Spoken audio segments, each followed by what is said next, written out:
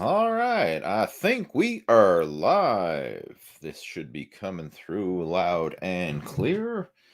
Test, test, test. One, two, three. Hopefully, you can hear and see me, and this is working. Welcome to the Total Fitness Bodybuilding video chat for Friday, January 27th. Here we are, coming to the end of January already. Man, this month has flown by. it's crazy. Just because I mean, it wasn't that long ago. Everyone was talking about the whole New Year's resolution things, and here we are now. We're coming to the end of January already. So, just out of curiosity, how are things going with regards to your New Year's fitness goals, whatever they happen to be? One thing that I put out there at the beginning of the new year was talking about a New Year's fitness challenge, and it was a simple one. The challenge was to basically commit to 30 days of exercise for a minimum of 30 minutes a day. So 30 minutes a day for 30 days, 30 by 30. And we've been having that challenge going on with our Muscle After 40 VIP coaching group. A lot of people, been just sharing it like throughout the Total Fitness Bodybuilding Facebook group and stuff like that, and kind of had some accountability posts going on. And a lot of guys have committed to that 30 by 30, and a lot of them have actually stuck to it, which I really commend them. And just to clarify how that whole challenge works, the idea behind it, 30 minutes of exercise for 30 days. And it's to build the consistency in the habit. And when we say exercise, we're very liberal with that. It could be going to the gym. It could be doing cardio. It could be getting outside for a walk. It could be doing a fitness class, like a spin class or a yoga class or some follow along home workout. It's basically getting off your butt and taking action and moving for at least 30 minutes a day. If you exercise for 30 minutes a day, you can kind of check off the list and say, hey, I exercised and followed through with the 30 by 30 challenge. And I know a lot of people have been following through with that and done quite well. But I got to be honest, I didn't follow through with it. I had a couple days in there where I fell off the bandwagon, so I did not hit my 30 by 30 challenge. And part of the reason for that was part of the reason why we had no video chat last week as well, was I was actually traveling, and for the last week, my family and I, we were down in Mexico on a working vacation. So we're actually down there attending a fitness conference. And while I was there, we stretched it out and made it into a vacation. So we had an 8-day stay down in Cancun, Mexico. And I got to say, that was a very nice little retreat from the cold Canadian winter. So there's a little snippet pic there of the place that we were staying at. So a picture of me overlooking the beautiful beach down there in Cancun, Mexico. And we had awesome weather, I got to say. Every day was in the high 20s Celsius, that is. Very comfortable. And sun, we had maybe like a couple hours of rain one morning, and the rest of it was just sun the whole time. So it was a really nice trip, I must say. So that's the reason why there was no video chat last week, but I'm picking it up again this week. And in the transition of that, when we were traveling, the couple days that we did travel, I didn't get in my exercise like I normally would. I didn't get to the gym and do a proper workout. Now, with that being said, there was still lots of walking, but I didn't really want to consider that exercise because it wasn't structured walking nonetheless. But so I have to admit, I didn't keep my 30 by 30 challenge. I fell off the bandwagon. But you know what? That really doesn't matter. It doesn't have to be perfect. The idea is to strive for that and not getting hung up on the details. It's what you do over the long term that matters the most, and not whether you slip up here and there. So it actually was a valuable practical teaching point that I used within the Muscle After 40 Blueprint program with some of the coaching students. It just goes to show you don't have to be perfect. And a lot of times people have these goals and mindsets and expectations that they want for themselves. Hey, I'm going to follow the perfect diet plan. I'm going to follow the perfect workout program and everything else. And it's great to have that intention, but you have to be flexible in your approach and realize, hey, the shit's going to hit the fan from time to time, and it's not always going to work. So in my case, it didn't work. But am I discouraged? Heck no. Because I still had a heck of a lot more days of exercise in January. So we have 27 days so far. I got 25 days of exercise in, right? 25 out of 27 is pretty darn good, right? So, I mean, if you kind of look at it from that perspective, that's a big win, even though it's not a perfect, 30 by 30 streak, if you will. All right, let's see. We got a lot of people joining in live, which is awesome to see. We got people joining in from over on my Facebook page as well as the YouTube channel. So if you were tuning in, well, most people do tune in through YouTube because that is where we've been doing these video chats for a long time. But we got people joining in over on the Total Fitness Bodybuilding Facebook page as well as my personal profile page as well. So regardless if you're joining in from YouTube or from Facebook, welcome. And the way these video chats work, all right, for those of you who are regulars, you all know how this works. But for anyone who is brand new, first off, I want to welcome you. Always nice to have new people joining into our video chats. But I'm going to be hanging out here for the next hour, answering questions and topics of discussion that you have regarding fitness, nutrition, any specific challenges that you're working through when it comes to reaching your muscle building and fat loss goals. Anything that you want to post related to fitness and nutrition, building muscle, losing fats, that kind of stuff, feel free to type those questions and topics of discussion into our chat window. And of course, the chat window may look different depending on what platform you're using on, but there should be a section there where you can actually post comments or something, and they should come through on my end to the live stream. So just comment to the live stream, whether you're over on YouTube and you're typing into the chat window, or you're on Facebook and you're typing into the comment section, type in your questions and topics of discussion, and I will do the best that I can to help you out over the course of our video chat today. So we've got Cool Gamer joining in. Hey, how's it going? We have Sean coming in saying things are loud and clear. Appreciate that. I didn't do my audio video check like I normally do at the start, but Sean's on top of it. How do powerlifters get so strong? They lift weights and they do so consistently. They train for strength, right? I mean, that's a valid question, I guess. We could look at it that way. Powerlifting training versus bodybuilding training. Powerlifters, weightlifters, strongman competitors, they have the goal of training for strength. Now, I know it's a lot of people think, well, isn't all training for strength? Not necessarily.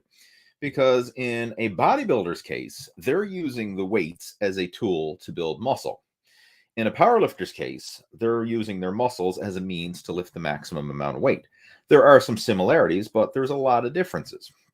So the way a powerlifter will structure their program is going to be different than how a bodybuilder structures their program. And I'm speaking from experience because I have done both. Now, I've spent more time doing bodybuilding training, but for several years I did train in powerlifting, and I did compete in powerlifting in the early 2000s. So I do have some experience in that regard and trained with a lot of powerlifters as well. So it's a different mindset.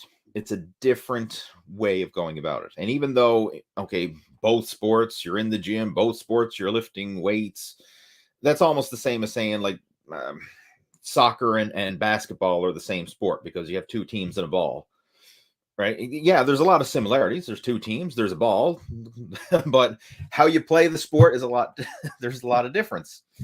And the same applies with bodybuilding and powerlifting. So powerlifters structure their training in such a way that they're maximizing strength.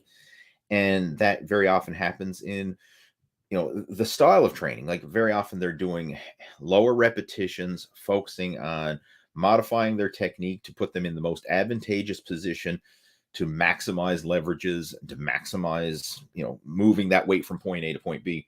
Whereas a lot of times bodybuilders actually do the opposite. They will try and create the maximum amount of muscle tension, and it's not always about lifting the maximum amount of weight.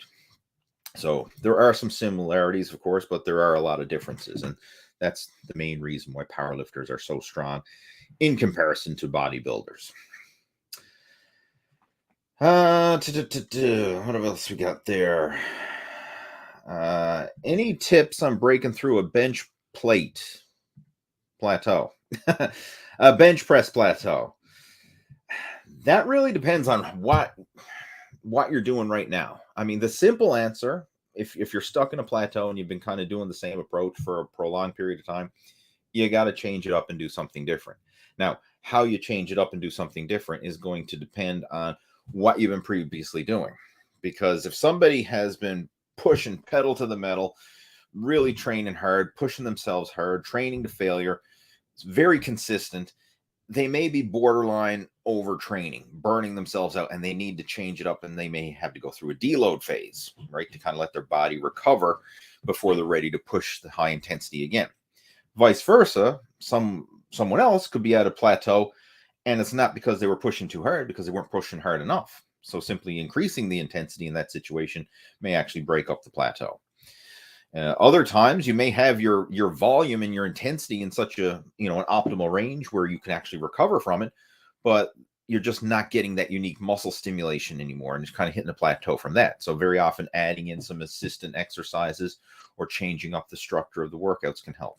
So, if you're always focusing on the bench press, maybe focusing on some assistant exercises and getting stronger in those movements, like getting stronger in like a power rack lockout or a board press, or floor presses or incline presses or dumbbell presses, or getting better at dips or other assistant exercises that still strengthen the muscles that are utilized in the bench press. And very often when you make gains in some assistant exercises, it can help to carry over into the key exercise that you're focusing on, which is the bench press. And that was a key thing that I really noticed when I was training in powerlifting. This is years ago, like back in the early 2000s now, almost 20 years ago now, when you look at it. One of the programs that I was big into at the time was the West Side Barbell style of training, by Louis Simmons. And I have all these old VHS tapes and, printed off, courses and manuals and stuff that he had back in the day.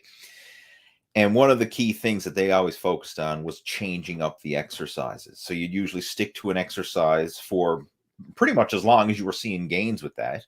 Now, of course, that may anywhere from 3 to 6 weeks usually for most people, but sometimes people could ride it out longer than that.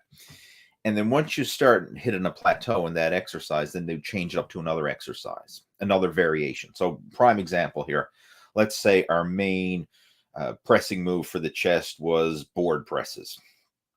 You do that for several weeks until you hit a plateau, and then you probably change it up, and then you do floor presses, or maybe you do an incline bench press, or power rack lockouts, or some other form of a bench press assistant exercise.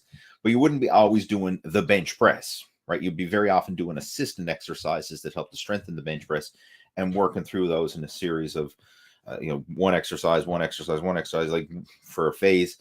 And then by getting stronger in those movements, that'll help to build up the strength in the bench press. Because when you're getting stronger in one exercise, that strength is going to carry over. But by changing up the movement pattern, changing up the range of motion and the way the muscles are activated, it can help to provide that unique muscle stimulation to keep you growing, and to also it prevents that repetitive movement pattern all the time. If you're always doing that same motion over and over and over again, you can kind of get stuck in a plateau there. But if you change it up, like, for example, if you switch to a barbell bench press to a dumbbell bench press, even though it's similar, it feels totally different, and it's providing that unique muscle stimulation. And just that kind of change can help to spur on some new growth and help you to bust through some plateaus. So there's, I kind of threw a smorgasbord of suggestions there, but that's the reality, because it is going to take a different strategy depending on what's causing that plateau in the first place. And this is where having an experienced coach working with you can help, because someone who's been tracking your progress and analyzing, what you're currently doing, how your body's responding, and if it's working or not, and then we can adjust things accordingly. And that's the key with working with a coach, to help you understand what is happening, why you may be struggling, and what's the next appropriate action step to take from there. All right, let's see what we got here.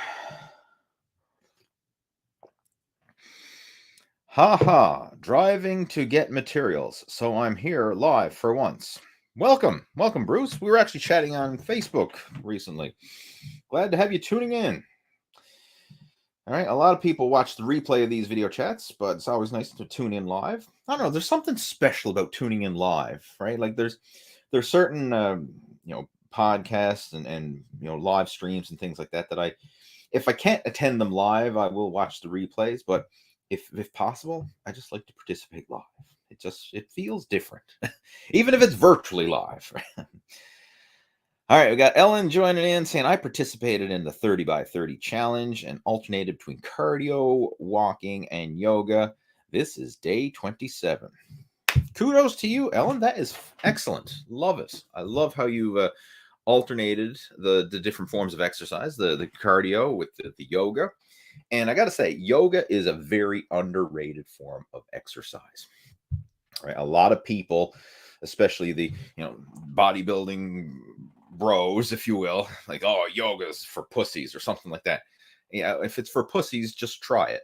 Right? I've seen a lot of guys, big, strong guys, bench, squat, and deadlift, 300-400 pounds or more, and then try and hold a yoga pose and topple over because they don't have the stability and the balance to hold themselves. Or they try to hold the yoga pose, next thing you know, they're shaking like a leaf because they're working muscles that they normally don't train. It's a different type of training, and I gotta say, I've utilized it myself. Like, one of the things that I do on a regular basis, especially to complement my weight training workouts, is after every session, I always take at least 10 minutes and I'll do some stretching and some different yoga poses to basically work and to stretch the muscles that I just trained. Now, I usually do total body workout, so I kind of do like a little total body stretching / yoga session at the end, but I find that it really helps. So there's certain, like, holding the different poses to stretch out, like the downward dog and the upward dog, and different types of poses and lunges and things like that, just to kind of really stretch out. And I find that it really helps to increase stability, mobility, flexibility. I mean, all these key things that can really go along and work hand in hand with your overall fitness, right? It's not just cardio and strength we're looking at. You want to have the full package. Anyway, congrats to Ellen for sticking to the 30 by 30. We only got 3 more days to go. Or what is it? Not 3 days. Well, yeah, for the 30 by 30, you only got 3 more days to go, but I'm saying 31 days in January. But keep it going. Keep that momentum going, even long after the 30 days are over. All right, who else we got joining in? AJ is joining us. Just finished a peanut butter sandwich. Hope it was good. Going to have my spaghetti with my chicken as my dinner. A lot of protein. All right. I'm not sure if this is a question, a statement, or whatever, but there's a nugget there's an education point here I want to make. A lot of people think peanut butter is a good source of protein. And don't get me wrong, peanut butter does have protein in it, right? You look at the nutrition label, yeah, sure, there's peanut butter in it. However, there's a lot more fat in it. And when you're looking at a food to determine if it is a good source of protein, a good source of carbohydrates, or a good source of fat, what does it primarily contain? And in the case of peanut butter, if we look at the nutrition label and the volume of protein, carbs, and fat, the volume of fat is high. Like, I think there's 8 grams of fat per tablespoon of peanut butter. Now, that may vary depending on the brand or whatever, but there's generally around 8 grams of fat, 3 grams of carbohydrates, and I think around 4 grams of protein per tablespoon of peanut butter. So 8 grams of fat. Fat has 9 calories per gram. Protein and carbs only have 4 calories per gram. So even though it's more than double the volume, it's more than double again the calories. So yes, there is some protein and some carbohydrates in peanut butter, but it is ultimately a source of fat. So I wouldn't recommend going and looking at peanut butter as your primary source of protein, or even really considering it a source of protein. The thing that's going to be the source of protein with that meal is the chicken. That's primary protein right there. But with that being said, all your protein, all your macros count. So the protein you get from the peanut butter and the pasta and other things, it still counts towards your daily totals. Don't get me wrong, but it's not a true source of protein, right? It's a source of fat. All right, what else we got there? Bruce saying, I missed one day earlier on, but then made up for it. I guess he's referring to the 30 by 30 challenge. Well, hey, you're still keeping going, right? That's the most important thing. Keeping that momentum going. What else we got? Just a second now, guys. I gotta scroll through some comments here because it's different on my end now because I'm getting the hybrid of Facebook comments as well as the YouTube comments coming through. Where was I? I lost my place. Just a second. Uh, do you think Triple H, the wrestler, was natural? I've never met him. I know who you're talking about, but this is just my personal opinion. Very few professional athletes are natural. We'll just leave it at that. Very few. Even if they say they are, very few. Anyone remember Lance Armstrong? He was natural until he wasn't, right? It's just the nature of the sports. Like anybody at the highest level is gonna do what they have to do to maintain that level of performance. And you know, it's almost like saying, "Hey, do you think anybody's racing Formula One in a regular day-to-day car?" No, they got to have the high-end, top of the line F1 race car with all the bells and whistles and high octane race fuel and blah blah blah. Like you can't compete on the elite level without doing what all the others on the elite level are doing. And I know wrestling is a show, but still, those guys are they're serious athletes, even though it is a sport for show, right? If you've ever known any wrestlers, like they got to be in shape and they take a pounding, right? Anyway, moving on. Eric is joining us. Hello, Eric. How's your winter biking going out east? I haven't trained for 9 days, and today I began my first workout, and my wrists are giving pain. Any exercises or recovery methods for them? All right. Well, first off, as far as winter biking goes, we haven't had a lot of snow where I live. I'm living on the east coast of Newfoundland, and it's been for snow a very inconsistent winter because we'll get a dump of snow and then might be okay for a couple days, and then we'll get a rain. It'll warm up and rain. And in fact, we had some snow on the ground, right? It was actually quite good. And then last night warmed up and rained. So now the snow is all gone to slop and slush. So it's winter biking has not been good. And for those of you who are wondering what he's referring to, I do fat biking. Fat biking in the wintertime. That's one of my fun sports that I love to do. It's a recreational hobby of mine. Like I love cycling in general, but just to kind of show you what I mean here, I'll share a picture here. I got the power to do that. There, that's a picture of me. This was earlier the winter out on my fat bike, one of the first snowfalls we had. So I got fat bike with studded tires, and I ride that on the snow. I mean, you get a good snow path, like a PAX snowmobile trail or something like that, or sometimes people pack down the snow on the snowshoe trails and ski trails and stuff like that, and you can really ride along really good on a fat tire bike.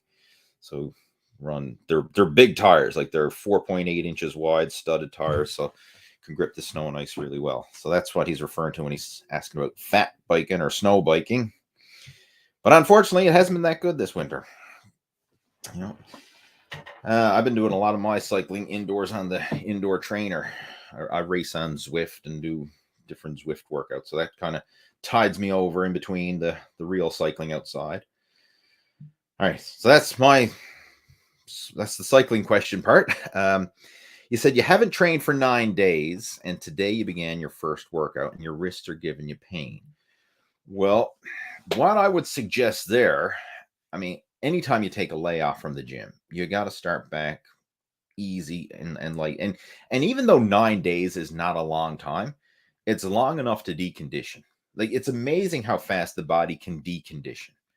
And 9 days is a significant amount of time. I mean, you will feel weaker, and your body will literally decondition over the course of 9 days of inactivity. So you want to start back light and go through the motions. So your first week back to the gym, do like half of what you normally would do. Like just cut the weights down, like warm up weights, kind of go through the motions. Just work out for the sake of working out. Just show up, go through the motions. And then the next week, try to do a little better than you did the previous week. And then just keep doing a little bit better and build yourself up. Now, it shouldn't take that long to bounce back after a 9-day break, assuming you were consistent beforehand. But you will still notice, like it'll be a couple weeks before you're back to normal again. So it's possible that you just tried to do too much too soon and cause a bit of aches and pains. And one thing that you can try to help relieve some of that aches and pains in the wrists, wrist wraps. And I don't mean the straps that you use to reinforce your grip, but I mean wraps that you actually wrap around your wrists. You can get these elastic support wraps that go around the wrists. A lot of powerlifters wear them. I personally wear them myself because I suffer from carpal tunnel syndrome, and I find supporting my wrists with the wrist wraps helps to minimize some of that inflammation that I get in the wrists and the tendons, and it allows me to train more comfortably and minimize the carpal tunnel pain that you get. That inflammation in the tendons in the wrist. So you might want to try that. That should help to support the wrist. And if there's any particular exercise that's hurting, try not to do it and find another variation instead. So like I'll give you a prime example. If a barbell curl hurts, then try an easy curl bar or a dumbbell curl or something like that. Like just try and change up the hand position, change up the angle, and see if you can work around it. That applies for pretty much any exercise. Like if you're doing a barbell bench press and that's causing wrist pain, hey, try a dumbbell bench press, see how that feels, or try a chest press machine, see how that feels, or even push-ups, see how that feels. Try and duplicate the exercise and the movement, but change it up and see if you can work around the pain that you're feeling. And if it's still giving you pain and it feels like, hey, you got something done, then if in doubt, get it checked out. Right? That's a key phrase or a key line that you want to keep in the back of your mind. If in doubt, get it checked out. Because I mean, who knows? You may have injured something, and trying to work through the pain is the worst thing you can do. Right? Like if it continues to give you pain, you want to get that checked out, and maybe you got something done that you need to get treatment for. But hopefully not. Hopefully it's just some minor aches and pains, which, chances are that's what it is. Like anybody who works out is going to get aches and pains from time to time. Like that's kind of like part of the game. Even if you do the best you can to be proactive and prevent injury and warm up and train smart and lift within your means and all that, it's inevitable we're going to get some aches and pains from time to time. Right? Like it's just part of life. It's part of the process. So you got to do your best to just deal with it and work around it the best you can. All right, let's see what else we got there. Robert is joining in. Welcome, Robert. You're a regular to the chat. Nice to have you tuning in.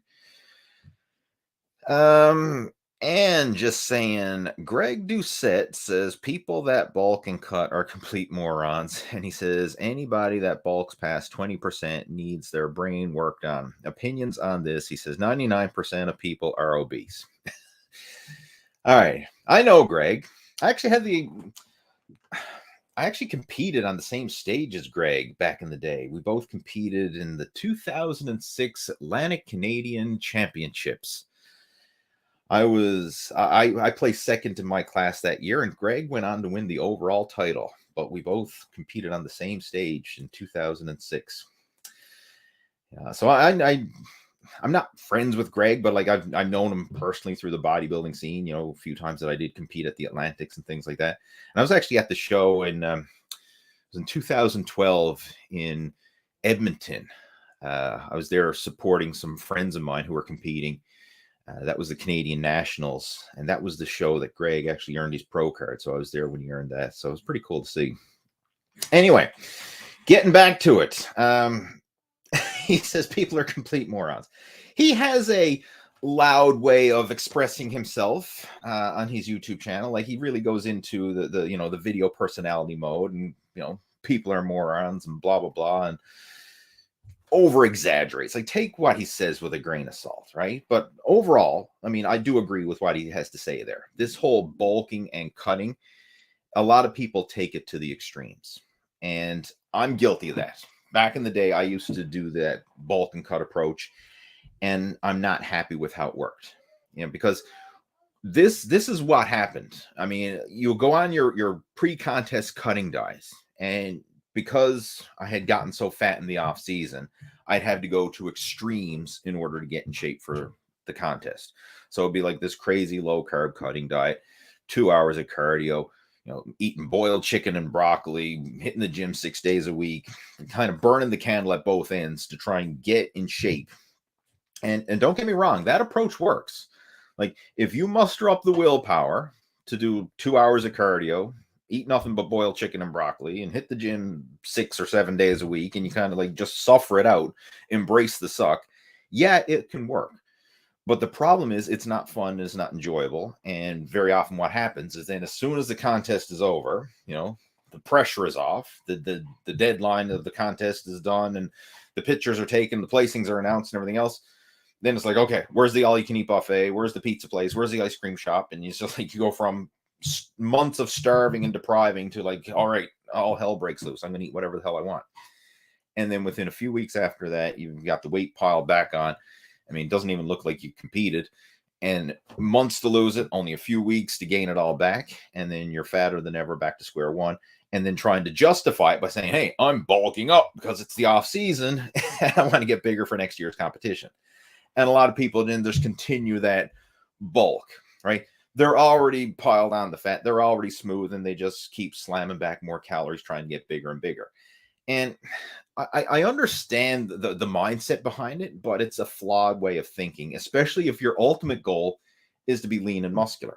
Now, if your ultimate goal is to be like a strongman competitor or a heavyweight power lifter or a football lineman, and you don't care about ever getting visible abdominal definition or having a lean aesthetic physique, you just want to have more mass, take up more frame, more space, whatever, then okay, bulking may have its purpose, right? Like, hey, if you want to win the sumo wrestling national championships, bulking is a good way to go, right? You just want to be the biggest blob out there, because the more mass you have, whether it's lean mass or fat mass or whatever, just more mass is better.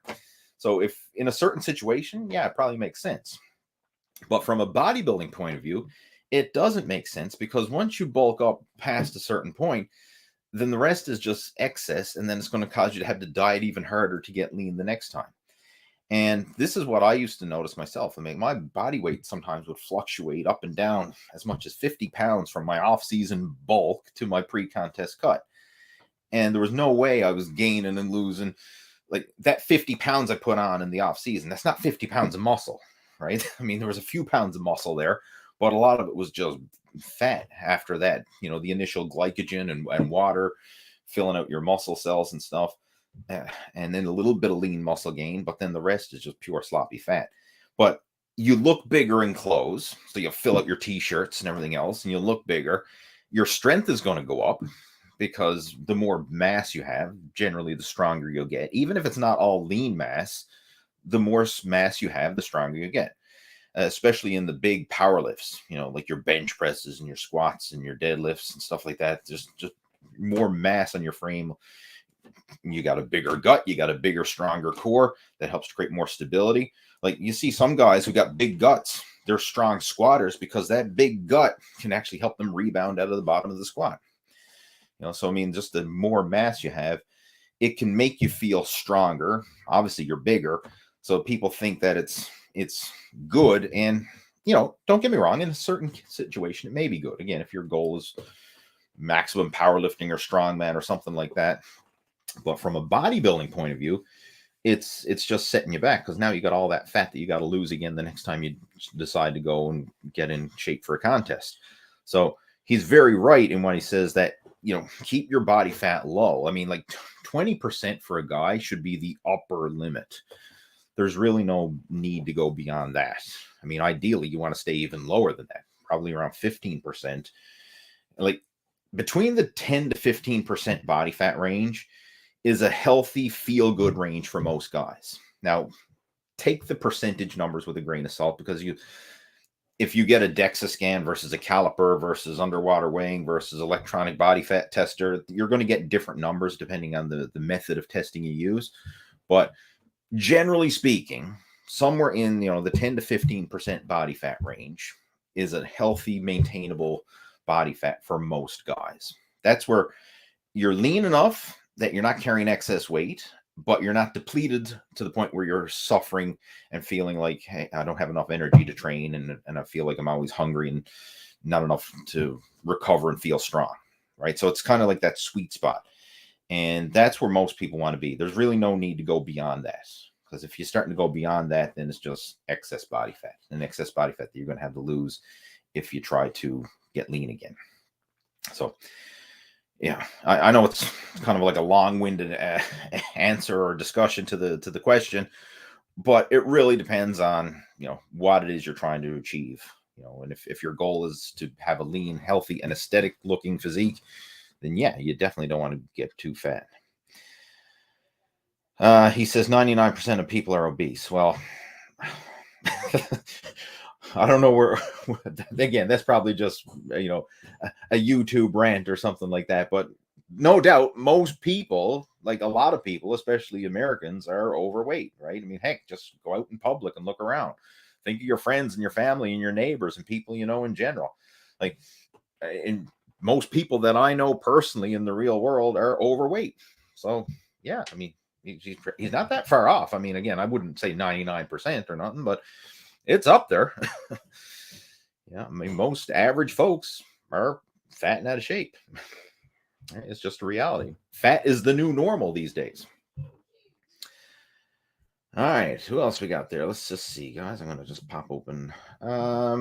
Tony is joining in. Keep up the content. Still going. CT Fletcher hypes me in the gym. You keep me going. My program, GreySkull. Thanks for the support, Tony. Tony Unknown. Much appreciated. And I'm glad you enjoy the content. And if you do have any questions, feel free to type them into the chat and we'll do the best we can to help you out. But hey, thanks for the support. Much appreciated.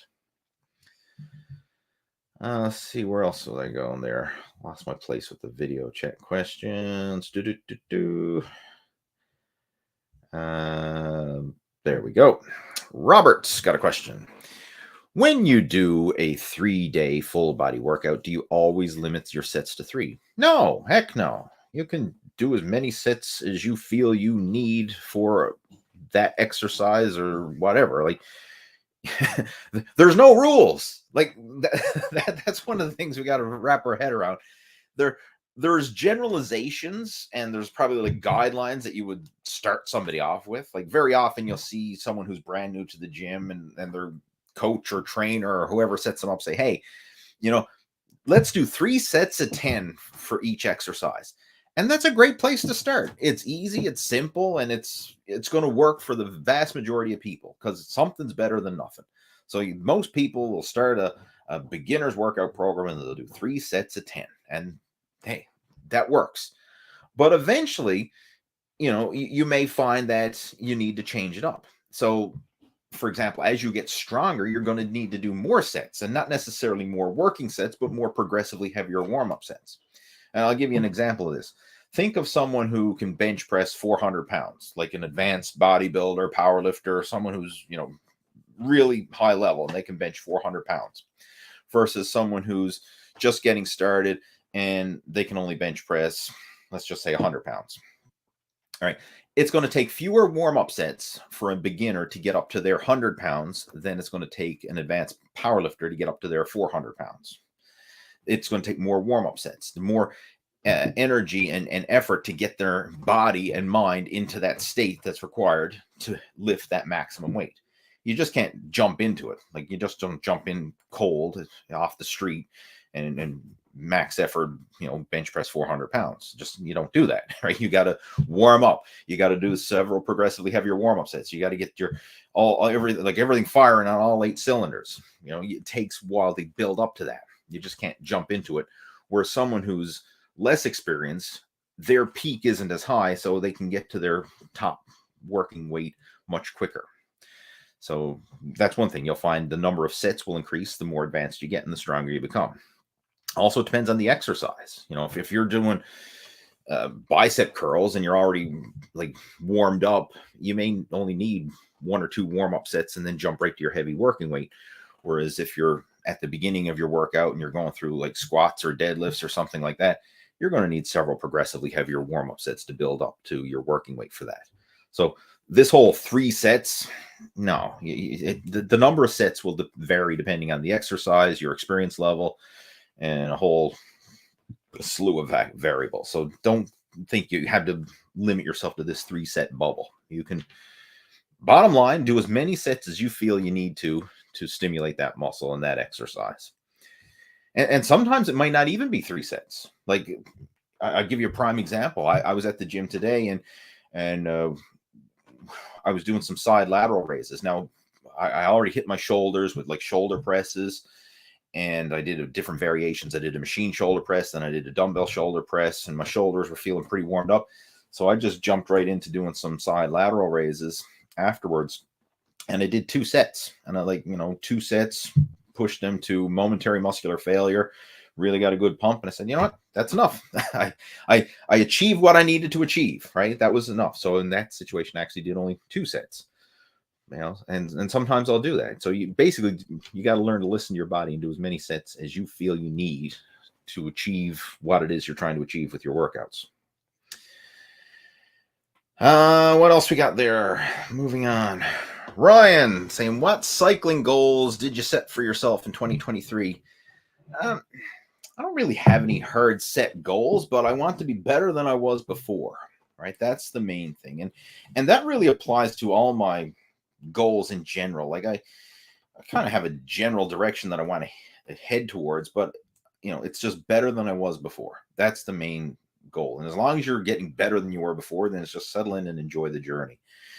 Well, one thing that I definitely want to focus on improving, I want to get my FTP up. That's something, I've made some great progress with that, but I want to push that. A number that I have in my mind that would be amazing if I hit, but I'm going to work towards, is I'd like to have a 350 FTP. And for those of you who don't know what the heck that is, then you'll have to look it up. It's functional threshold power. It's basically the amount of watts that you can sustain over a prolonged period of time while cycling. But that's one goal that I want. I'm currently at 310 FTP is my current personal best.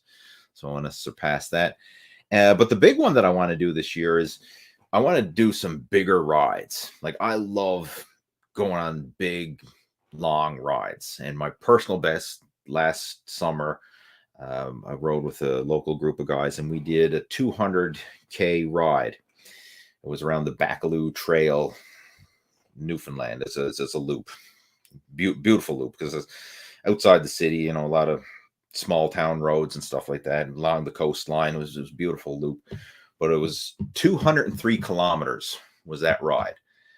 I want to surpass that this year. And I got a number in my mind. I want to hit a 300-kilometer ride this year, right? 300 kilometers in a single day. Now, that doesn't mean like nonstop for 300 kilometers. We stop for breaks and have a lunch and fill up your water bottles and take a piss. And like there's lots of breaks throughout the day. Don't get me wrong. But over the course of the ride, over the course of the day, I want to do a 300K ride. That's one goal that I've got for myself. Not exactly sure when and where that's going to happen, but that's in there. The seed has been planted, put it that way. All right, so that's one of the big ones I want to do. And also whatever local cycling events come up. Like this past year, we only had one local race, which I did. And I actually won my division in that one. It was the Pooch Cove Classic. I won the Cat B division, which I was super pleased with because I had going in there with zero expectations. And I ended up winning my category, which I was super pumped with. So if we do have any more local races this year, I'll definitely compete in them. But it's a small group. Like Newfoundland is a small place, and the cycling is, not to be negative or nothing, it's not that well organized. So if we do have any organized races, I would definitely like to get involved with them. Organized road races, that is. Like we do have organized mountain bike races and stuff, but that's a different animal altogether. I'm not throwing myself down over a mountainside on a mountain bike. Not at this stage of the game. All right. Road riding is much safer. I know there's risk of traffic and cars, but I've crashed multiple times on mountain bikes. Knock on wood, I haven't crashed on the road bike yet. All right. Thanks for sharing that, Ryan, and or asking that, I should say. What else we got? Bruce is saying, you mentioned overtraining. He says, my work is quite physical and I don't stop on the evening/weekend. Is there anything you can suggest, as I feel that my body is geared more to endurance, even though my strength is surprisingly high? Right, you mentioned overtraining. My work is physical. I don't stop on the evenings or the weekends. Is there anything you can suggest? What is it you're trying to achieve? Like, what, as far as your goals, like, are you trying to gain strength? Are you trying to get, improve your endurance?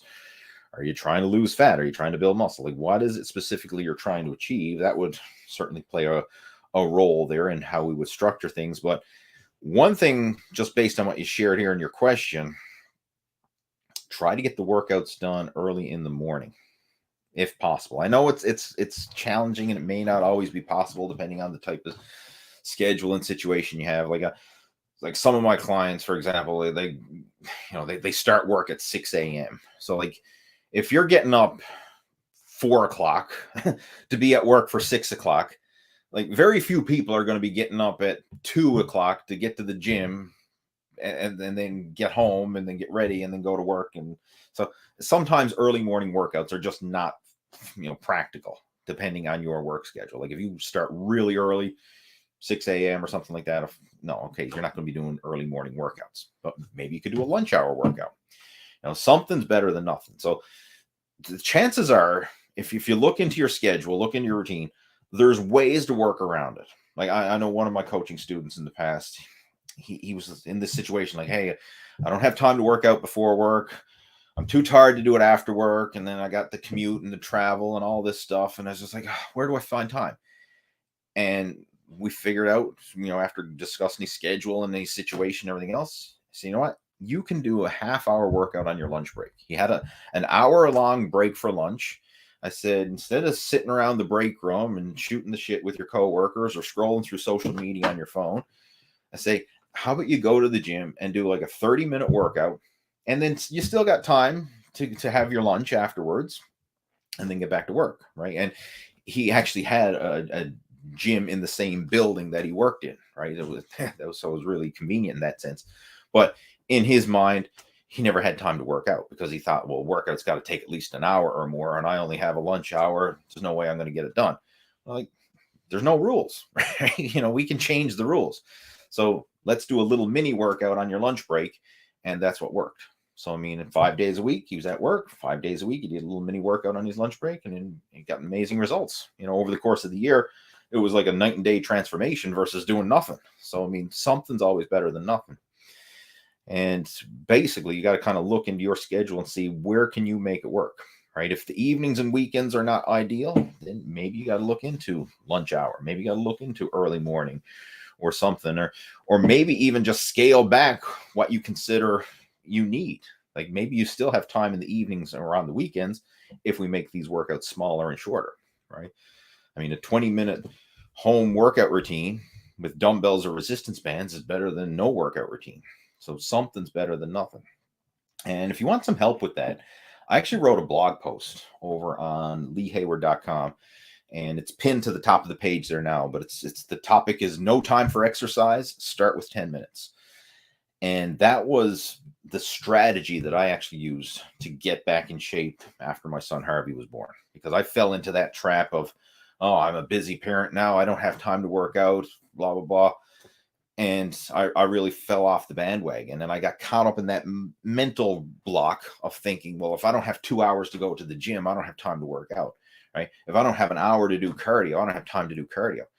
And I was really like, because that's what I operated from back in my bodybuilding days. It had to be, I'm not even going to pack my gym bag for anything less than 2 hours. Like, what's the point? Or I'm not going to put on my sneakers for less than an hour of cardio. What's the point? Where I realized something's better than nothing. Even 10 minutes, 10 minutes is better than 0 minutes. And you got to look at it like, how can we make this work? And in that blog post, I really go into detail and break it down and how I actually implemented mini 10-minute workouts to start my transformation, and then how that expanded from there. But it's really getting past that mental block. And that's most fitness and nutrition and challenges. It's not the tactics. It's not like, okay, tell me the calories, tell me the macros, tell me the sets, tell me the reps, what's the best split. It's not the stuff that people think it is. It's all the mental blocks and BS that we got going on in our heads. And then, of course, all the friction from work and life and family and busyness and blah, like all the everything that has nothing to do with fitness and nutrition is impacting your fitness and nutrition. Like, it's all the other stuff, right? Like, people think, oh, if I only knew the sets and reps, if I only had the right diet plan with all the calories and the macros all laid out. Like, no, it's not that. It's all the other stuff. If you can get through that, all that, hurdles and challenges and mental blocks and everything else, the fitness and nutrition side of things, the tactics, it's easy. It really is. All right, moving on. What else we got there? Thomas is joining in. What do you think of the push-pull leg workout? It's a classic. A lot of people used it. I've used it. I mean, it's a great way to split up your body parts. If you are going into a body part split routine or any type of split routine, it's kind of like the next progression. Like, a lot of people usually start with the total body, and then from there, it's probably some sort of a push-pull leg type of training split. And I have a lot of my coaching students utilizing push-pull legs. I've utilized it myself. I mean, it's a great structure for sure. If you want some sample push-pull leg workouts, just head on over to the Total Fitness Bodybuilding YouTube channel in the playlist, and there are some push-pull leg workout splits there. I just scroll through the playlist section. All right, Lee's joining in. Any advice on how many times a week I should train grip? I was thinking of adding in a few grip exercises at the end of a session. And you're thinking right. The grip, your forearms, your grip, shorter, more frequent workouts. That's the way you want to train your grip.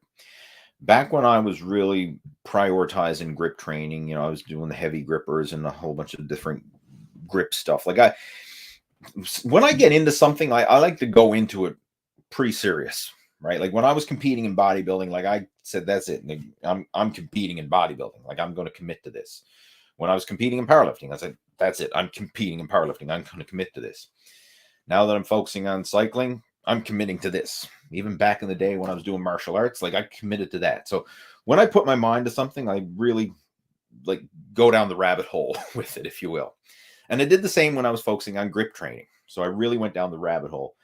And I found from studying some of the guys who were like the strongest when it came to grip strength. And, I really focused on, guys who were strongman competitors and people who were certified with the Captain to Crush grippers and all that kind of stuff. Because I don't think it's as popular as it used to be, but there was almost like a cult following for grip and strength. A lot of the crazy stuff. Like, there was guys doing all kinds of grip strength, like bending nails and ripping phone books in half. And of course, the hand grippers, the Captain to Crush. And there was a whole bunch of different brands. The heavy grips had their certification that was on the go, and Captain to Crush had theirs, and a whole bunch of others that had certification programs if you could close the grippers. So it really went through a phase where it was very popular. Now, I don't think it's as popular anymore. At least I don't hear people talking about it. But then again, I'm not actively out searching for the grip training community, if you will. So, I mean, who knows? There still might be some underground grip training cults out there, if you will. But I really went down the rabbit hole with grip training. And the key thing that all the top guys were doing was shorter, more frequent workouts. Right. So, like, at the end of your workout, your whatever workout that is, like, let's say you went in the gym and you train chest, back, legs, whatever. At the end of that workout, do some grip training. Right. So you could do it at the gym if you had the equipment there. Or what I used to do is I used to do it at home when I got home from the gym. Right. Because I had my grippers and then a few things that I needed down in my basement, and I would do my grip session down there. But right after my weight training workout is when I would train my grip. And it doesn't take long. Like, a grip workout can be done in 10, maybe 15 minutes max. But usually 10 minutes is more than enough to train your grip. And that's what I would do. And I would do it at the end of every workout. So if you're hitting the gym 3 days a week, then you're going to train your grip 3 days a week. And I found that was adequate for making progress. And because it's one of these things, it's such a small area, your grip, your forearms, are so small, and they tend to recover pretty quickly unless you injure yourself. But these short, frequent workouts work really well. And I find that kind of applies to a lot of smaller muscle groups. Like, if you're trying to build up your calves, Like, it's calves are a stubborn body part for a lot of people. Short, frequent workouts, hit them multiple times per week, but with just limited short exercises. Like, you don't have to go in and do like grip day at the gym or calf day at the gym. It's like a little add-on that you throw into a workout. And it doesn't take that much time to stimulate the muscle because it is such a small muscle. So shorter, more frequent workouts. And that's what you were thinking about. And you were thinking right. All right, moving on to Paul. We have, he says, I love your shows. Any advice for a 56-year-old who loves training but is a type 1 diabetic? So that means you were basically born diabetic, not the type 2 that we hear so often about. People who achieved it through poor lifestyle and dietary choices, but type 1, this is the way you are. You're born that way. Honestly, it should not matter that much, right? Being a diabetic, as long as you manage it properly, it should not matter that much. And I've known over the years, there was a lot of bodybuilders who competed and did quite well who are diabetics and type 1 diabetics, but you have to work with your body, work with your insulin and everything else and dose it all correctly. So you have to be at a heightened level of awareness when it comes to nutrition and your carbohydrate intake and making sure that you have adequate carbohydrates, but not too much. Like you have to be more particular and more aware than the average person who isn't a diabetic and can, basically get away with more a sloppier approach when it comes to their nutrition. In your case, everything has to be timed perfectly, right? The amount of carbohydrates in proportion to the amount of insulin or medication that you're using and the timing and how you space it out. I mean, it all has to be done, according to what your doctor has prescribed for you. So you got to be aware of that. And I would also, if you haven't already done so, talk to your doctor and tell them, like, this is what I'm doing. This is, I'm exercising at the gym 3 days a week for an hour and a half or whatever it is you're doing, and just explain, and of course, nowadays, a lot of people who are diabetics, you have the blood sugar monitors, maybe those little sensors that you put on your arm and it's linked up to a smartphone app. So, I mean, you can be tracking your blood sugar and, your spikes and highs and lows and all that. So it's a lot more, there's a lot more tracking available these days. So as long as you keep it under control, it should not be an issue. All right. Like, you should still be able to make great progress and get great gains, even though you are a diabetic. I mean, it's going to be more challenging because you got more things to deal with than the average person, but it shouldn't really hinder your training that much. Right? It's just really being aware of what's going on and making sure that you're keeping your blood sugar level stable while you're training. And if I would assume, again, I'm making a big assumption here, but as a diabetic, you probably do have that sensor for tracking your blood sugar in real time. Keep an eye on that while you're training, right? So you can adjust your carbohydrate intake as you're going through the workouts. Like, if you find, like, during the workout, as you're depleting your glycogen stores and you're getting to the end, if it's starting to go, low blood sugar, then maybe you do need to start, consuming some carbohydrates to keep it higher. Or maybe you need to modify your insulin amounts, and it may vary from a training day to a non-training day, because obviously your energy demands and the amount of blood sugar you're using up is going to vary from a training day to a rest day. So you got to really work that out. And I'm not a doctor. I don't know your specific medication strategy or dosing or whatever, but it's something that you definitely need to look into, just to make sure that you got it zoned in right for you. All right, moving on. We have Bruce is saying, let's do 30 for 365. Go for it. If you can do it, more power to you. Last year, I track my workouts and training through Strava, it's primarily an app used by endurance athletes, but I also record my strength training workouts in there as well. But in 2022, I exercised for 315 days out of the year. So 315 out of 365. That's pretty darn good.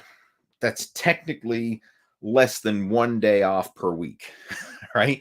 So when you're looking at your fitness or any goal that you're working towards, what are you doing 300 days of the year? Like, if you're on track 300 days of the year and you screw up or you get off track 65 days of the year, it's not that big a deal. There's more positive actions moving you in the right direction than there are negative actions pulling you in the wrong direction. And anytime you're looking at progress, whether it's fitness progress or progress towards personal goals or business or whatever, it's always this balancing act. Like, nobody's going to be perfect, but are we doing more good things to tip the ratio in favor of progress, or are you making more bad choices to tip the ratio in favor of, falling behind or no progress? And when it comes to fitness, if you look at yourself in the mirror and you track your personal fitness, if you're happy with what you see and you're happy with where you are, you've been making more good choices than bad. If you're not happy, you've been making more bad choices than good. That's the reality, right? And I mean, over the long term, right? Like, I mean, you might have got on the big old fitness kick in January and said, oh, I haven't had a cheat meal, I haven't missed a workout, and I've been doing that for 27 days. Okay, that's great for 27 days, but what about the previous 27 months or the previous 27 years?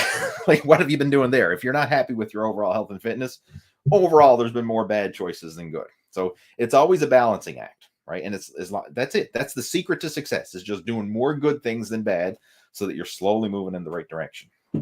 Right? It's like this. How do you save money and accumulate wealth? You spend less than you earn, right? And you invest the difference, right? That's it. So, I mean, it's your bank account balance. If there's more money coming in than there is going out, you're going to accumulate wealth. Vice versa, if there's more money going out than there is coming in, you're going to go broke. Right? It's just that's the way it is. So we just got to look at it like a balancing act. So if you can do 365 days, go for it. But at the same time, I wouldn't stress over it, because chances are real life is going to get in the way, and there's going to be something that's going to derail that, right? Even the best of intentions, it's unlikely that someone will be able to stick it out for 365 days. But who knows? You may prove me wrong. What are your thoughts on the carnivore diet? I think it's baloney. I'm not a fan of the carnivore diet. I would never do it. I would never recommend it. Does it work? Yeah. I mean, it can work. Any diet where you create a calorie deficit can work in terms of weight loss.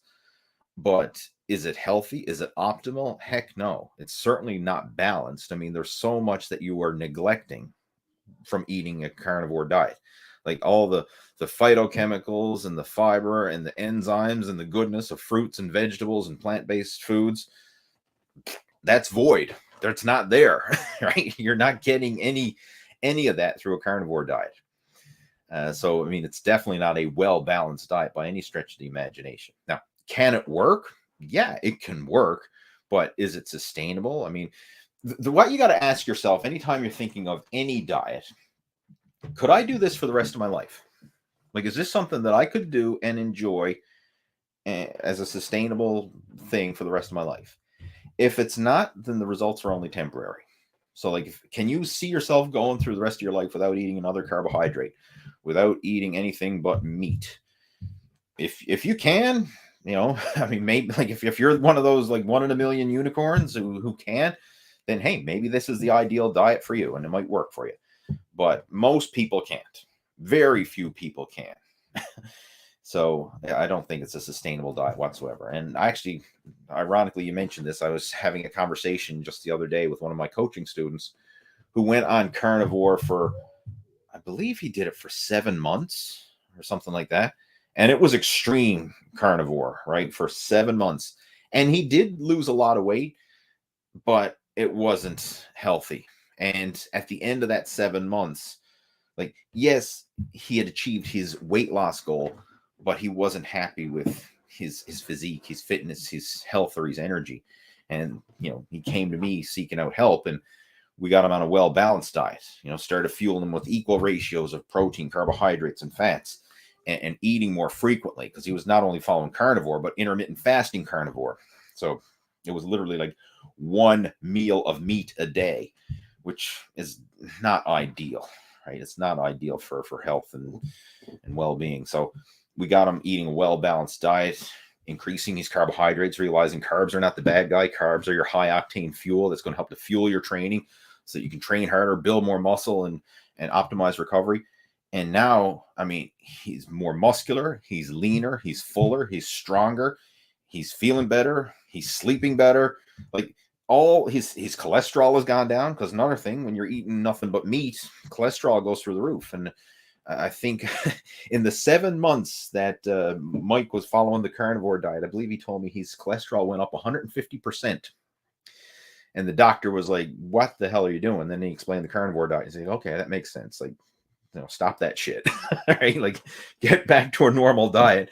And he did, and his cholesterol came back down to normal. So, it's not a healthy approach, right? I mean, I know there's a few fitness fanatics out there who swear that it's, the latest and the greatest and whatever, but you got to ask yourself, like, is this something that you can realistically and sustainably do for the rest of your life? If it's not, then no.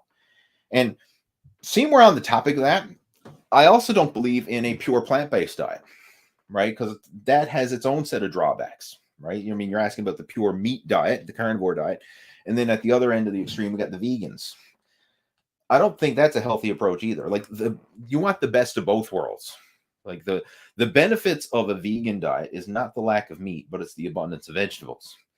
And the benefits of a carnivore diet is not the lack of vegetables, but it's the abundance of, some good quality animal protein. But the best overall is both, right? You want to have good quality animal protein. You want to have good quality plant-based foods, and you want to get the best of both, right? The zoo nutrients that you get from, the animal-based foods, and then the phytonutrients that you get from the plant-based foods. And just that well-rounded nutrition. I mean, that works for your gut health and your digestive system. You're providing all the things that your body needs for optimal health and fitness. So yeah, I'm not a fan of extremes, if that hasn't come through already. Balance, right? It sounds so stupid when we talk about it, like, wow, eat a well-balanced diet. Like, huh, no shit, Sherlock.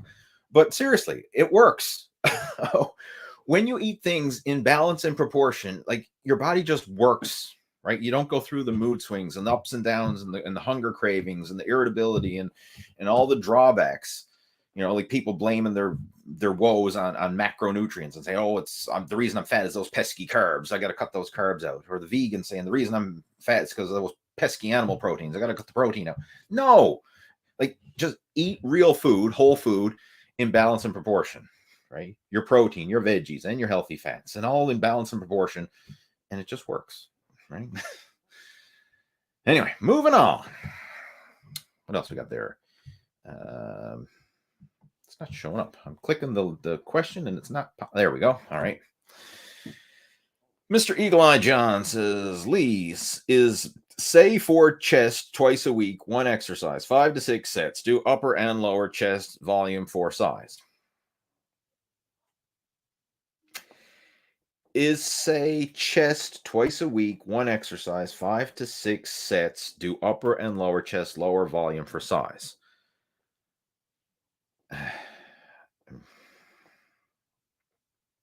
Chest twice.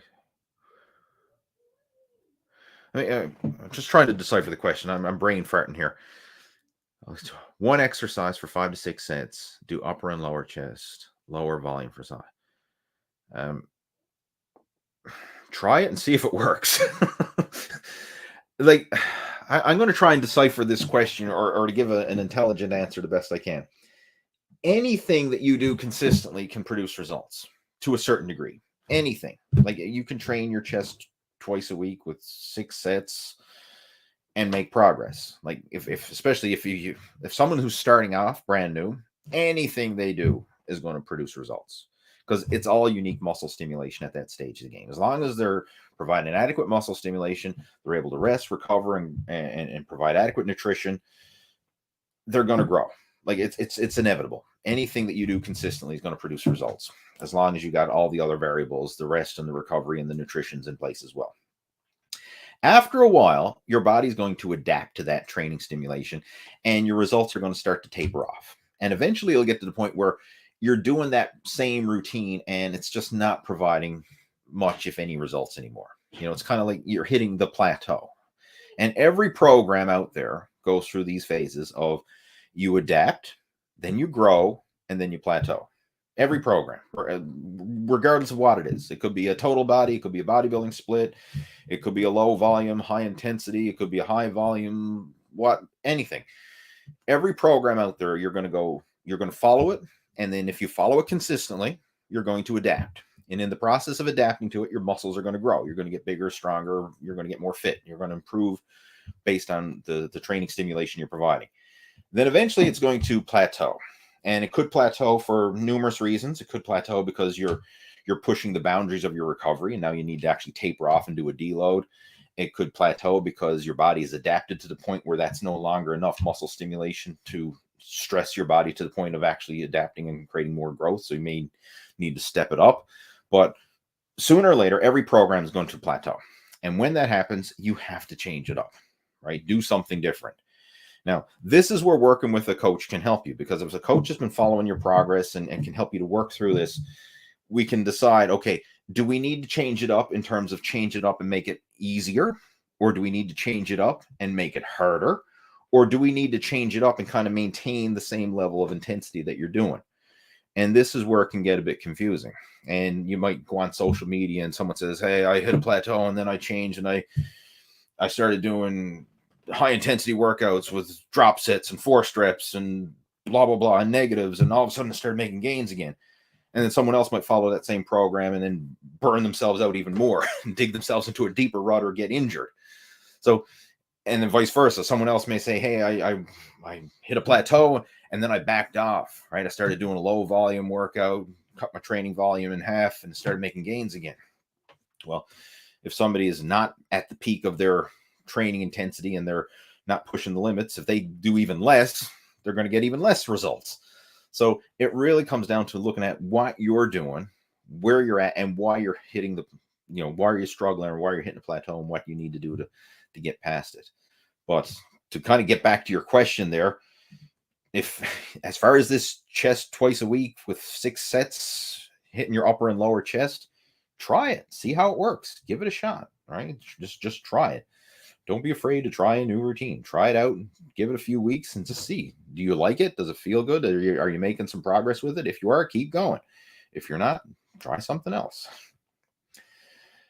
All right, moving on. We have Chris joining in. What's the best way to get good at something like pistol squats? Is it just practice doing them or doing different steps, like getting up on one leg, then working on mobility? I got that from a YouTube video. That's a loaded question because exercises, body weight movements, such as the pistol squat, they're very advanced. And depending on your personal fitness, your personal mobility, and everything else, you got to look at where are you starting from. I mean, the average person, like, even the average person in most fitness gyms these days, but like the average person on the street, they're nowhere near doing a pistol squat. I mean, heck, doing a regular 2-legged body weight squat is probably hard enough for most people.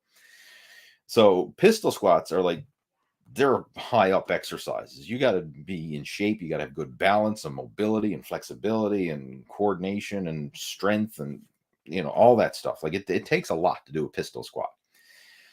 So first off, like you got to get your general physical fitness into the area where you're even physically capable of doing that. And then when it comes to actually working on it, there's probably a lot of videos and tutorials that can help you to like a progressive pistol squat program.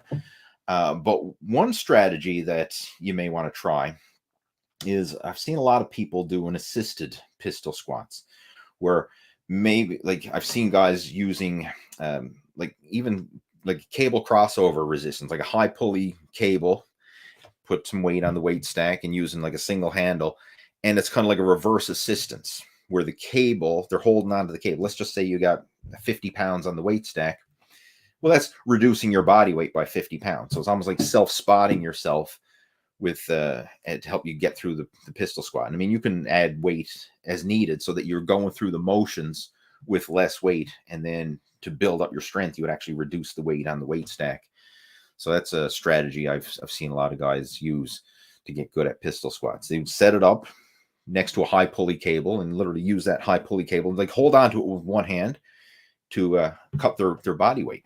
So it's an assisted pistol squat. So you're practicing the technique and the balance and all that stuff with less resistance. And then as you get more comfortable with it, you can gradually reduce the resistance or reduce the assisted resistance so that you're lifting more of your body weight and eventually work up to full body weight. You could also do partial pistol squats. Another great one is a box pistol squat, where you do the pistol squat, the one-legged squat, but you're sitting down onto a high box or a high bench, and so you're working in a partial range of motion, and it's good for building up the balance, because instead of squatting down and falling over, you're squatting down onto a box. I actually have a video. It's not a proper pistol squat tutorial, but it was a group workout where we actually did this exercise. I did it over at the Critical Bench compound a while back. It was actually before the whole COVID pandemic shut the world down. That was the last time I was in Florida. Let's just see. I can find it.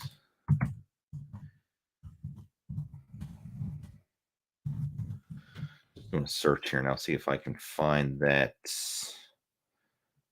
one. I think I got it there, actually. Let me see. It was done in 2020. Yep. The, the start of well, before the pandemic. A second. I'm going to try and find it, and I'll bring it up on the screen. We'll do a share screen here, just so you can get a better visual of what it is I'm trying to say. Oh, here we go. I got it. Share that screen. Just give me a second now. How do I do that? I got to share my screen. Stop share. Share screen. Share screen. All right, let's see if that's coming through there now. Is that coming through? Is that coming through? Yep. All right, let me make that bigger. All right, and play. All right.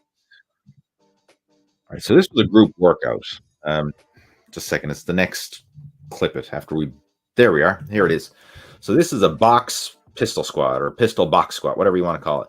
This is a great way to build up to doing pistol squats, because you're literally just doing a partial repetition, and a great way to just work on the balance and the flexibility. And there's my son when he was only 2 years old, working out with us in the gym. There, okay, so a couple of other guys are doing them as well.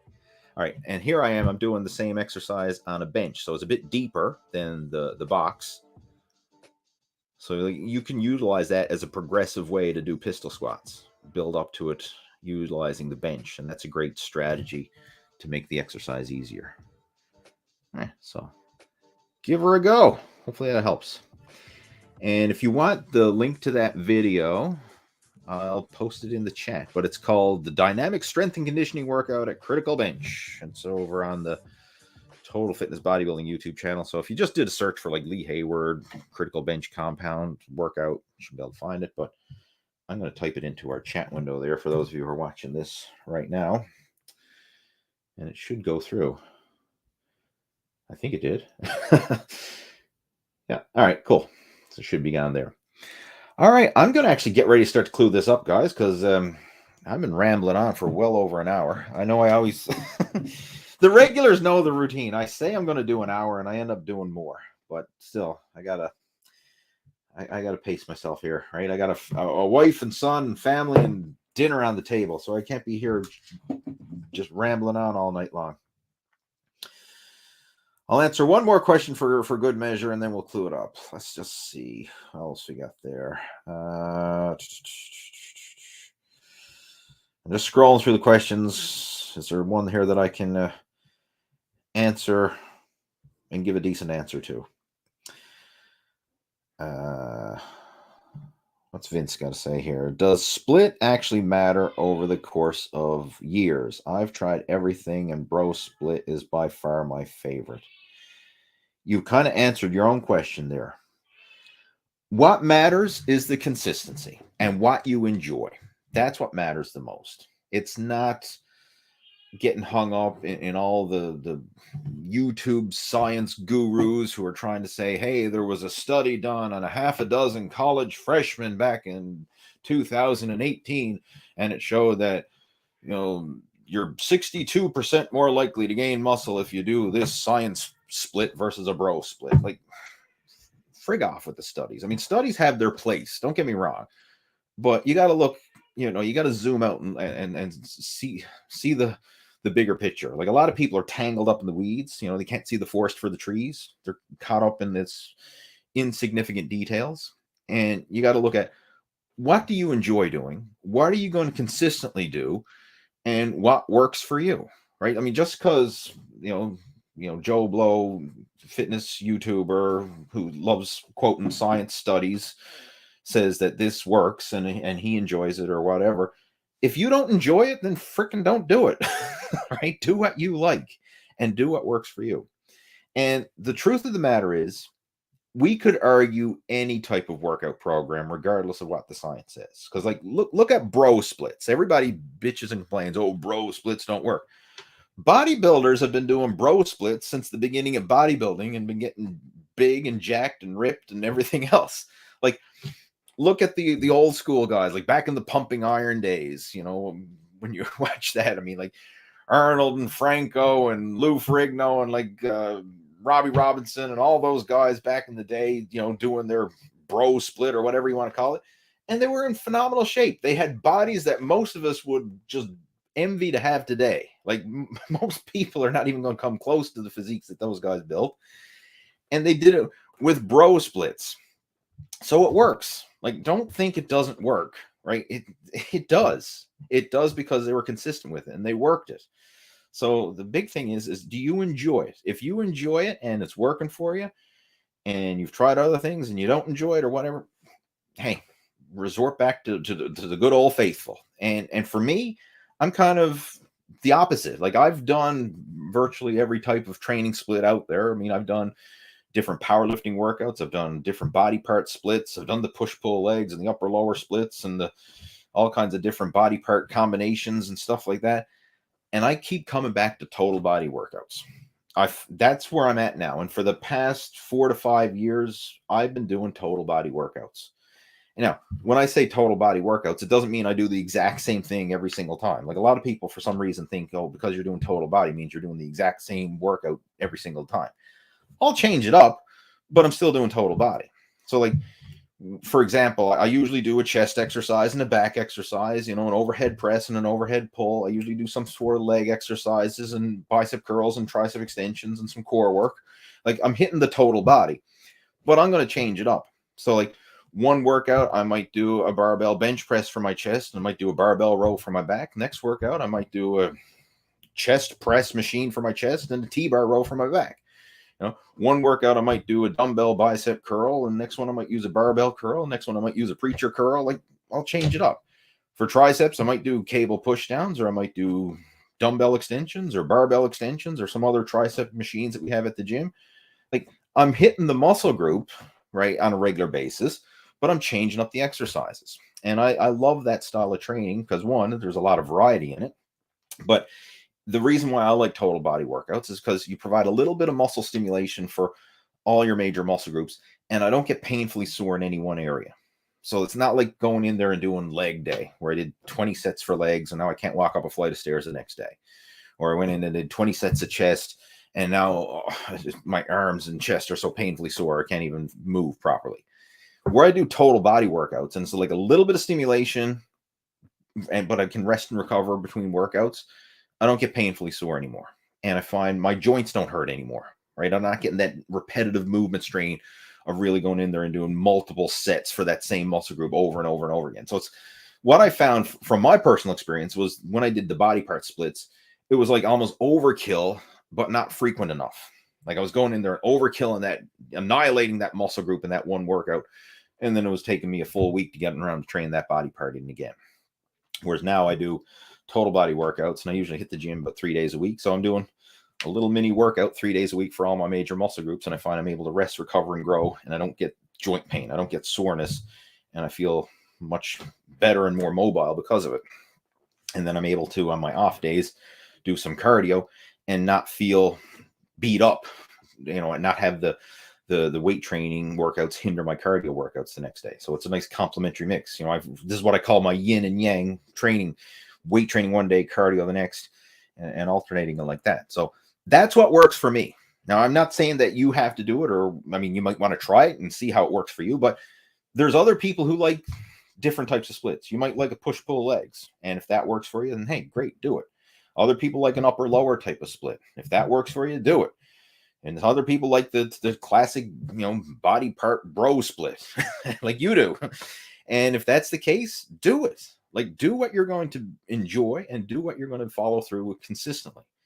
And be open to changing it. Like, it doesn't mean you have to be married to a workout program and stick to it for the rest of your life. Like, you can try it one workout for a few weeks or a few months, and then try something else for a few weeks or a few months. Like, you can go, or you can play around with different workout programs. It's not like you got to be, oh, I'm a bro split guy and I only am allowed to do bro splits, or I'm a science-based guy and I'm only allowed to do science-based workouts, or I'm a whatever. No, you can do whatever the hell you want.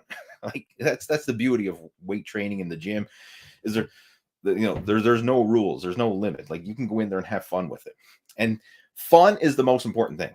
Like, if you don't enjoy what you're doing, then you're not going to do it over the long term. I think fun is more important than anything.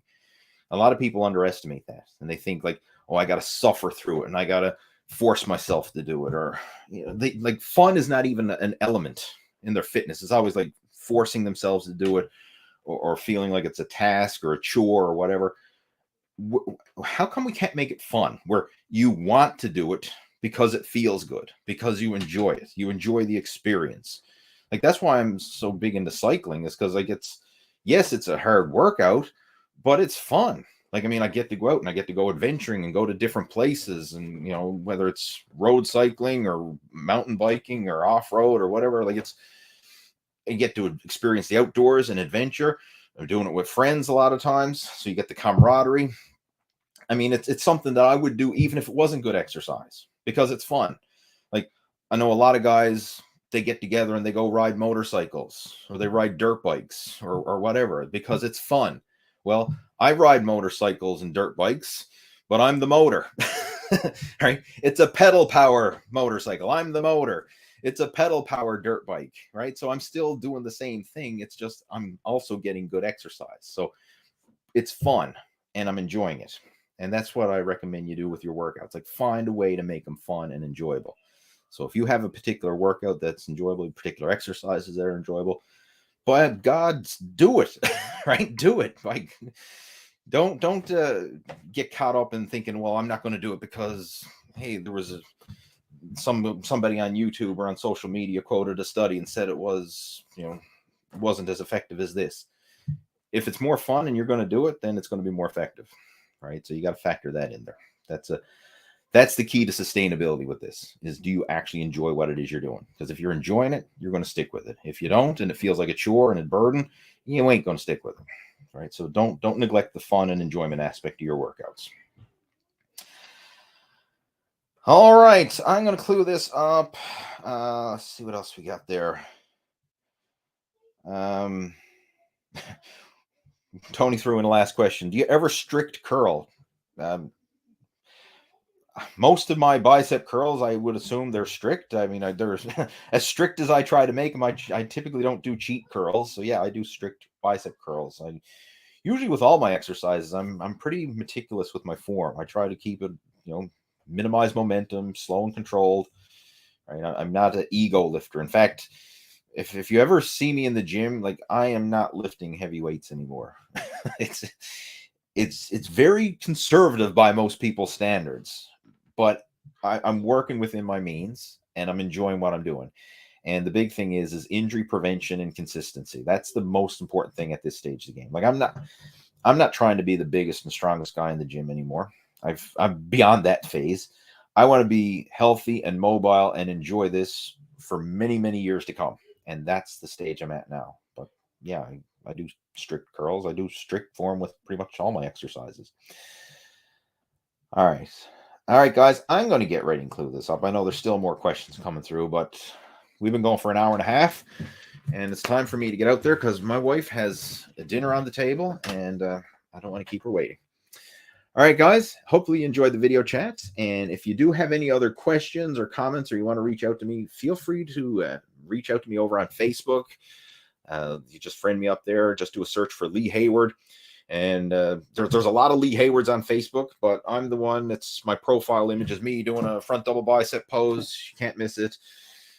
So I'm probably the only Lee Hayward doing a front double bicep pose. So just search for that. Or if you want, it's just facebook.com/Lee, Lee dot Hayward, Hayward. I have that.